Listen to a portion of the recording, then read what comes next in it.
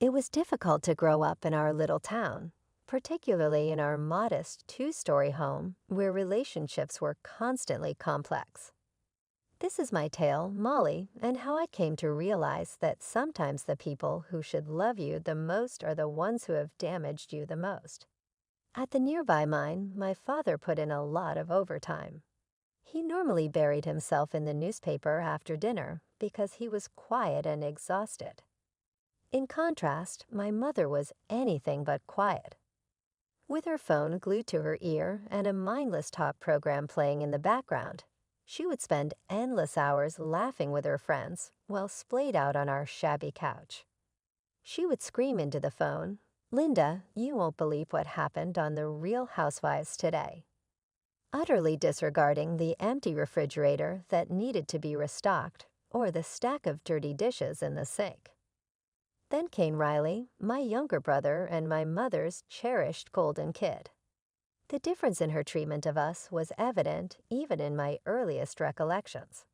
Riley received the newest gaming consoles and designer clothing, while I wore used items and shoes from the dollar store.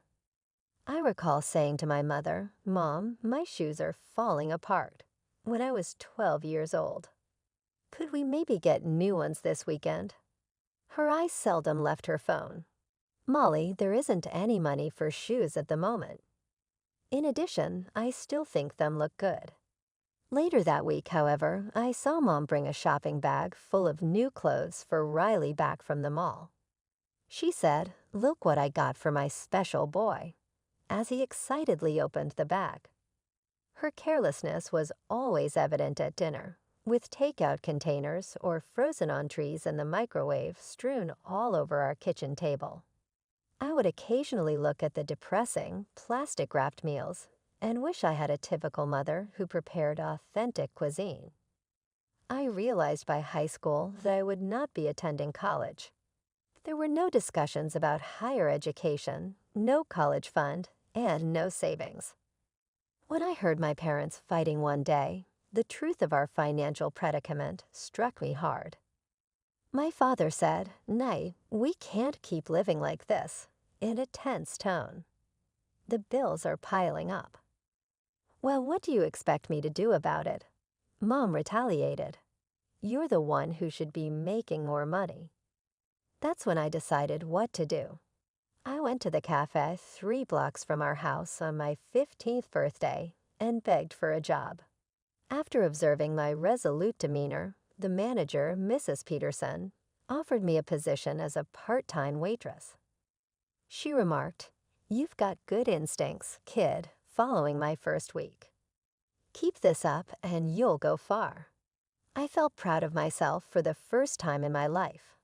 However, my mother's response ruined even that minor triumph.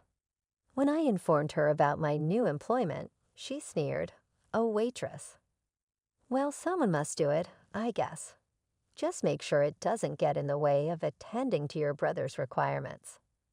I got a full-time job as a waitress at Jovin's, one of the finest restaurants in town, when I graduated from high school. The manager didn't even hesitate to offer me the position because I was a desirable hiring with 3 years of experience at the cafe. Even though the pay was far higher than what I had been earning at the cafe, it wasn't the best part.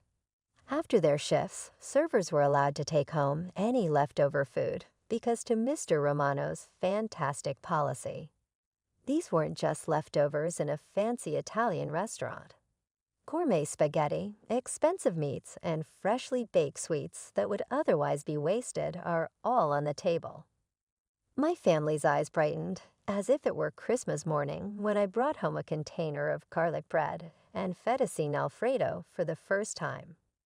I hoped that this would finally show them how much they valued me. How foolish I was. It developed a routine very soon. These lovely dinners, meticulously packaged and still warm, would arrive at home, only to be reduced to bits by the time I had a chance to eat. Riley always had the first choice, then Mom and Dad. If anything was left, it was meant to be mine. After a particularly long shift one evening, the chef had reserved a delicious dish of osso buco for me, and I brought it home with me. Riley was scraping the remaining materials from the container when I was done changing out of my work clothes. "Hate," I objected. "I intended to consume that. At the very least, could you have saved me some?" Mom looked up abruptly from her phone. "How dare you be so self-centered, Molly? You ought to feel embarrassed about yourself." "Self-centered? This food is being brought home by me. At work, you get to eat this delicious food all day," she retorted. "Only once a day does your brother get to experience it. We're not asking you to bring more, so you should be thankful." I fought back tears of frustration as I stood there. "Mom, I don't eat at work. I'm too busy taking care of others." She dismissed it with a "well, that's your choice," already returning to her phone. "Nobody's stopping you from eating there." Riley didn't even try to hide his joy. He simply licked his fork clean and grinned. The knowledge that, in their opinion, I would always be less valuable than my brother, regardless of what I did for the family, was worse than the hunger itself. After 2 years, Riley eventually received his high school diploma. I recall thinking that perhaps, just possibly, things might change today as I sat through his graduation ceremony and saw him get his certificate. Perhaps he would at last begin to help out around the house, just as I had done since I was 15. I asked him, "So Riley, as he lay on the couch with his game controller the day after graduation, have you started looking for jobs yet?" He hardly took his eyes off his video game. "I am taking a year off. I need some time to determine my life's purpose." "A gap year?" I was unable to conceal my incredulity in my voice. "But we can barely make ends meet as it is." Mom added, "Oh, honey," from her normal perch on the recliner. "Riley isn't old enough to work yet. He needs time to figure out his course." I felt like screaming. Too young. When I began working full-time, he was the same age as me. Instead, I inhaled deeply and made an effort to reason with them. "I began working when I was 15, Mom. Riley is now 18. "That was different," Mom said with a dismissive wave of her hand. "You desired to work. Riley must concentrate on his future." And so began Riley's gap year. Every day I'd leave for my morning shift at the restaurant, and he'd still be asleep when I'd return. In the evening, he'd either be in his room playing video games or out with his friends, the house just as messy as I'd left it. The dishes would pile up in the sink, the trash would overflow, and heaven forbid anyone ask him to help with laundry. I couldn't take it anymore. Why doesn't he have to work? I confronted my parents one evening during dinner. Everyone else's age has a job. Dad shifted uncomfortably in his chair, while Mom immediately went on the defensive. "Stop attacking your brother. You don't understand how hard it is for him. The job market is terrible right now, and he's suffering enough without you making him feel worse." I tried a different approach. "Look, we actually need delivery drivers at the restaurant. I could put in a good word for him. It's a decent starting salary, plus tips." Riley chose that moment to emerge from his cave, presumably for his evening beer run with friends. "A delivery driver," he scoffed, grabbing his keys from the counter. "I didn't get straight A's to become some delivery boy, Molly. I know my worth." "And what exactly do you think you're worth right now?" I muttered under my breath. He paused at the door, turning to face me with that smug expression I'd grown to despise. "Unlike some people, I have standards. When I get a job, it'll be something worthy of my abilities. Something with a future. Not everyone wants to be a waitress their whole life." The way he said waitress, like it was something dirty, made my blood boil. But before I could respond, he was gone, the screen door slamming behind him. It was Riley's 19th birthday when I finally understood just how deep my family's favoritism ran. That morning, I was getting ready for work when I heard excited voices from outside. Curious, I looked out my window to see my parents presenting Riley with a car. Yes, a car. It wasn't new, just a used Honda Civic with some scratches and dents, but it was still a functioning vehicle. I stood there, frozen, watching Riley jump around like a kid at Christmas, while Mom took pictures with her phone. I thought about the bus I'd be catching in 30 minutes, the same bus I'd been taking to work for years, rain or shine. The same bus where I'd often stand for the entire 40-minute ride after a grueling 8-hour shift on my feet. "Do you like it, sweetie?" Mom's voice drifted up to my window. "We know it's not brand new, but it's perfect for getting around town." "This is awesome," Riley exclaimed, already sitting in the driver's seat. "I can't wait to show the guys." I didn't say anything before leaving for work. What could I say? That I'd been working for years and couldn't afford a car, while my unemployed brother just got one handed to him. That I was tired of being treated like a second-class citizen in my own family. But the real surprise came that evening during my shift at Joven's. I was serving a table near the window when I saw them walk in, my entire family, dressed in their best clothes, with Riley leading the way like he owned the place. "Molly," Mom waved me over dramatically. "We're here to celebrate Riley's birthday properly." My brother grinned at me. "We want the best table in the banquet hall. My friends Mike and Dave will be here in half an hour, and we want you to be our server," Mom added. "Only you. We don't trust anyone else to make this special evening perfect." I wanted to tell them I already had tables assigned in my section, that the banquet hall was typically reserved in advance, that I couldn't just abandon my other customers. But Mr. Romano overheard and, trying to be helpful, rearranged things to accommodate them. What followed was 3 hours of pure humiliation. I served them course after course while they made endless jokes at my expense. "Hey sis, the water's a bit warm.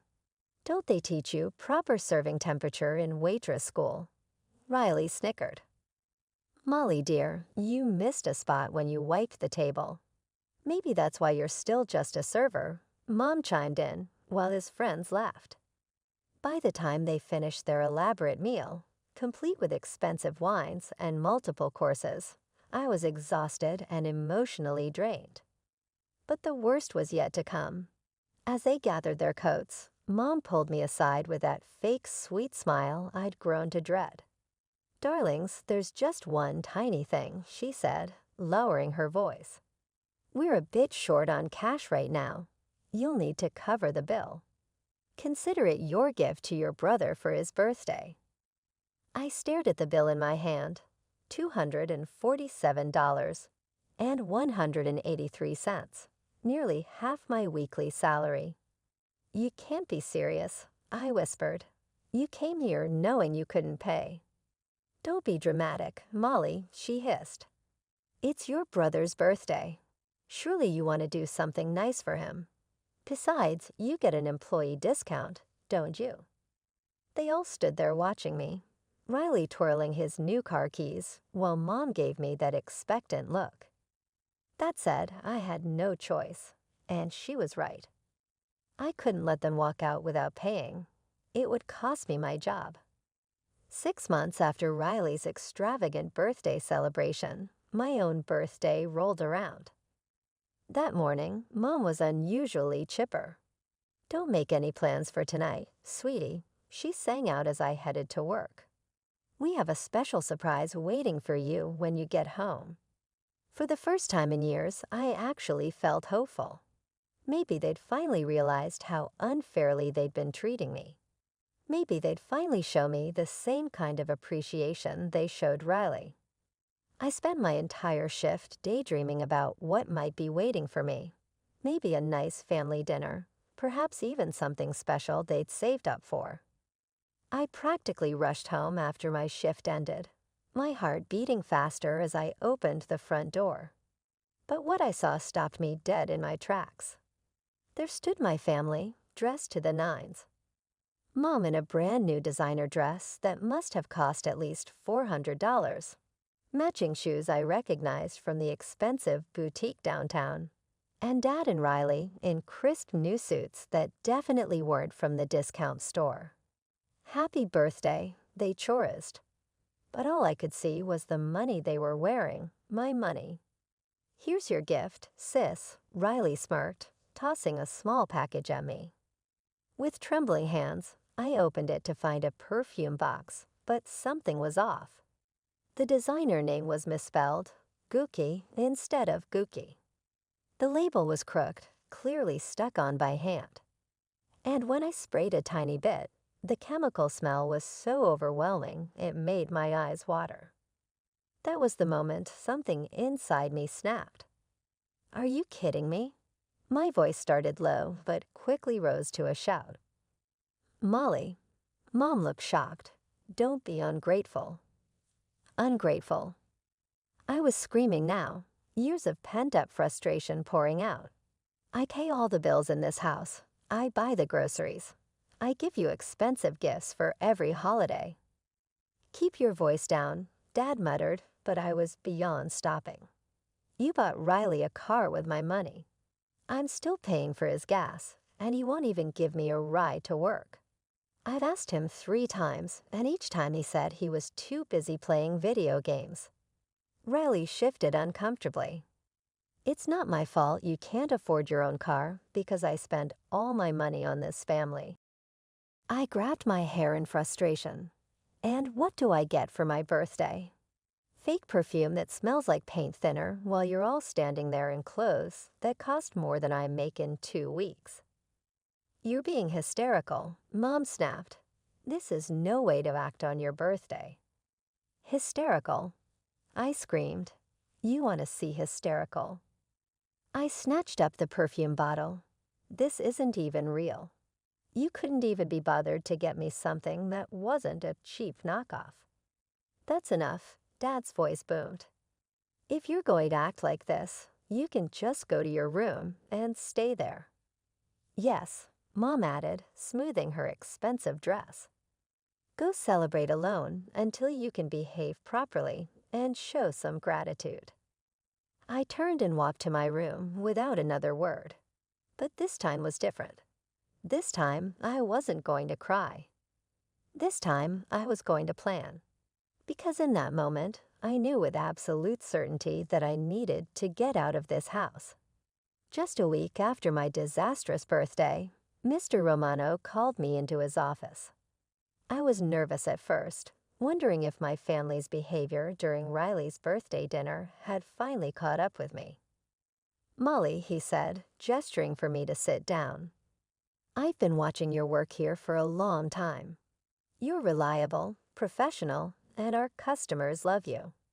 How would you feel about becoming our new receptionist? The position comes with a significant pay raise, of course. What do you say? I nearly cried right there in his office. Yes, absolutely yes. That very afternoon, during my break, I started searching for apartments. With my new salary, I could finally afford to live on my own. It felt like the universe was finally giving me a chance to escape. By some miracle, I found a small 1-bedroom apartment just 3 blocks from the restaurant. It wasn't fancy, just a basic kitchen, living room, and bedroom. But it was clean, safe, and most importantly, it was away from my family. The landlord, Mrs. Chan, took one look at my proof of employment from Jovan's and approved me on the spot. You seem like a responsible young lady, she said as I signed the lease. When would you like to move in? Tomorrow, if possible, I replied, my hands shaking with excitement as I wrote the check for the deposit. That evening at dinner, while Mom was serving her usual microwaved meals, I decided to drop my bomb. I'm moving out tomorrow, I said, trying to keep my voice steady. I found an apartment near work. Mom's face turned an alarming shade of red. How dare you? How are we supposed to pay our bills? Have you even thought about that? You're being completely selfish. I took a deep breath. Dad has a job, and Riley's perfectly capable of working. Maybe it's time he started contributing. I have devoted my entire life to you children. Mom was in full meltdown mode now, tears streaming down her face. And this is how you repay me? By abandoning your family when we need you most. Riley just sat there, shoving food in his mouth and watching the show like it was another one of his video games. Dad stared at his plate, silent as always. I've heard enough, I said, standing up from the table. I'm leaving tomorrow, and that's final. You ungrateful little. Mom's voice followed me up the stairs, but I tuned it out. I spent the next hour packing my belongings into the few boxes and bags I'd secretly bought over the past week. It wasn't much, some clothes, a few books, my laptop, and the small amount of jewelry I owned. My whole life fit into 4 boxes and 2 duffel bags. When the taxi arrived, I didn't say goodbye. I just walked out the front door to the sound of Mom's continued screaming about family loyalty and ungrateful children. As the taxi pulled away, I caught one last glimpse of our house in the rearview mirror, and for the first time in years, I felt like I could breathe. The first month in my new apartment was pure bliss. No drama, no guilt trips, no watching Riley being waited on hand and foot. Just peace and quiet. I could cook what I wanted, watch what I wanted, and most importantly, spend my money how I wanted. Then came the phone call. Molly, Mom's voice was sharp even through the phone. The utility bills are due. I took a deep breath. Mom, I don't live there anymore. I'm not responsible for those bills. We were counting on that money, she screeched. You have an obligation to help your family. No, Mom, I don't. Riley's had a whole month to find a job. He can help now. Your brother can't find work right now, and he needs money. He crashed the car last week and needs repairs. He can't work without a car. I almost laughed at the irony. So he crashed the car you bought with my money, and now you want more of my money to fix it. Not happening. This isn't my problem anymore. The next 6 months were transformative. Without having to support my entire family, I was finally able to save money. I bought myself a used Toyota, nothing fancy, but it was mine, paid for with my own money. No strings attached, no guilt, no obligations. I felt like I could finally breathe. Then one evening, there was a knock at my door. I opened it to find my parents standing there. My stomach dropped. I had never told them my address. We need to talk, Mom said, pushing past me into my apartment. Dad followed, looking uncomfortable as usual. We need money, Molly. Your father's about to be laid off, and Riley still hasn't found work. You have to help us. No, I said firmly. I don't have to do anything. We're your family. Mom's voice was rising. You can't just abandon us. I'm not abandoning anyone. I'm just not enabling you anymore. Dad finally spoke up. The mine's cutting back, workers. I might not have a job by next month. Then Riley needs to step up. I replied, he's had plenty of time to find work. Fine. Mom's face twisted into something ugly. If that's how you want to play it, then you'll have problems too. My mother's throat wasn't empty. The very next morning, I woke up to Mrs. Chin frantically banging on my door. Molly, your car. Someone set it on fire. I ran outside in my pajamas to find my Toyota, my pride and joy that I'd worked so hard for, reduced to a smoking shell in the parking lot. My legs nearly gave out, but then Mrs. Chin grabbed my arm. I have cameras, she said quickly. The police are on their way. We caught everything on video. The footage was crystal clear. There was Riley at 3:00 a.m., pouring something over my car and lighting a match. He hadn't noticed the security cameras tucked away in the building's eaves, hadn't even thought to look for them. He just did his work quickly and walked away as my car went up in flames, probably thinking he'd never be caught. The police arrested him within hours. My phone started ringing almost immediately. "You have to drop the charges." Mom was hysterical. "HEK your brother. You can't let them take him to jail." "Actually, I can," I replied, surprising myself with how calm I felt. "But I'll make you a deal. Reimburse me for the car, and I'll withdraw my statement." "We don't have that kind of money. You know that."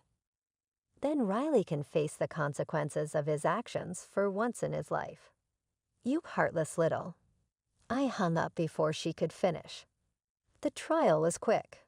The evidence was undeniable, and Riley had priors I hadn't even known about.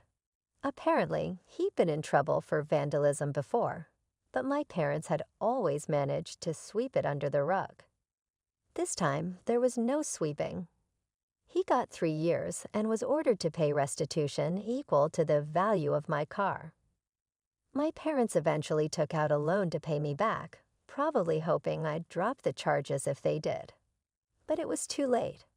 Riley had already been sentenced. He served a 1.5 years before getting out on good behavior, though I only heard this through distant relatives who occasionally update me on family gossip. They tell me my parents still live in the same house, struggling more than ever. Dad's health is failing, but he keeps working at the mine because he has to. Mom spends her days lamenting about her poor boy, whose life was ruined by his sister. Riley, unsurprisingly, still doesn't have a job. Turns out, having an arson conviction makes it even harder to find that prestigious position he always thought he deserved. Sometimes friends ask me if I feel guilty, if maybe I was too harsh. They ask if I ever think about reaching out, trying to mend fences. Would you give a second chance to someone who tried to destroy everything you worked for? I ask them back. Would you trust people who watched you struggle for years while they spoiled someone else? The truth is, I don't regret any of it. My family made their choices, years and years of choices, and now they're living with the consequences. They chose to enable Riley's laziness and entitlement. They chose to treat me like their personal ATM. They chose to threaten me when I stopped playing along. And finally, Riley chose to commit a crime, thinking he'd get away with it, like he got away with everything else. I'm done feeling guilty about their choices. These days, my life is peaceful. I still live in the same apartment. Mrs. Chin actually reduced my rent after the incident, saying she'd never had such a good tenant. I'm still working at Joven's, but now I'm the head receptionist. I've been saving money again, not for another car, though I did eventually get one with better insurance this time, but for something bigger. Next fall, I'm starting college part-time at first, but it's a start. I'm going to study business management. Maybe someday I'll open my own restaurant.